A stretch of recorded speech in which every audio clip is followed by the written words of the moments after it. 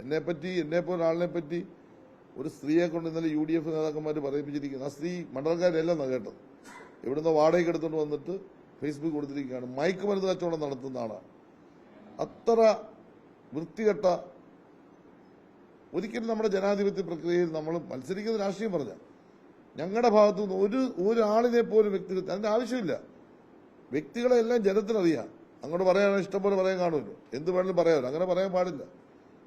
ഞാനിവിടെ തെരഞ്ഞെടുപ്പിൽ ഇടതുപക്ഷ മുന്നണിക്ക് വേണ്ടി മത്സരിച്ചത് 8 വർഷം ചെയ്ത് 10 വർഷം ചെയ്ത ഡെവലപ്മെന്റ്സ്, അടുത്ത 5 വർഷം ചെയ്യാൻ പോകുന്ന കാര്യം ഇത് ജനങ്ങളുടെ മുമ്പിൽ അവതരിപ്പിച്ചു.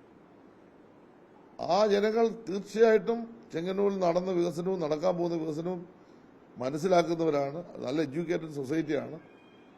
എന്റെ വിശ്വാസം മികച്ച ഭൂരിപക്ഷം, അത് കഴിഞ്ഞ വർഷത്തേക്കാൾ ഭൂരിപക്ഷത്തിൽ ഈ തെരഞ്ഞെടുപ്പ് ചെങ്ങന്നൂരിൽ ഇടതുപക്ഷ മുന്നണി ജയിക്കുമെന്ന് തന്നെയാണ് വിശ്വസിച്ചത്. പക്ഷെ ഒരുപാട് ആക്ഷേപങ്ങൾ പറഞ്ഞു, കള്ളപ്പറഞ്ഞ് നടത്തി. ഞാൻ മുസ്ലിം വിരുദ്ധനാണെന്ന് ക്യാമ്പയിൻ ചെയ്തു. അത് അവരുടെ അഭ്യർത്ഥന തന്നെ അടിച്ചു കൊടുത്തു. UDFന്റെ അഭ്യർത്ഥന തന്നെ ഞാൻ മുസ്ലിം വിരുദ്ധനാണെന്ന് അടിച്ചു കൊടുത്തു. ചെങ്ങന്നൂരിലെ മുസ്ലിങ്ങൾക്ക് എന്നെ അറിയില്ല, കേരളത്തിലെ മുസ്ലിങ്ങൾക്ക് എന്നെ അറിയില്ല.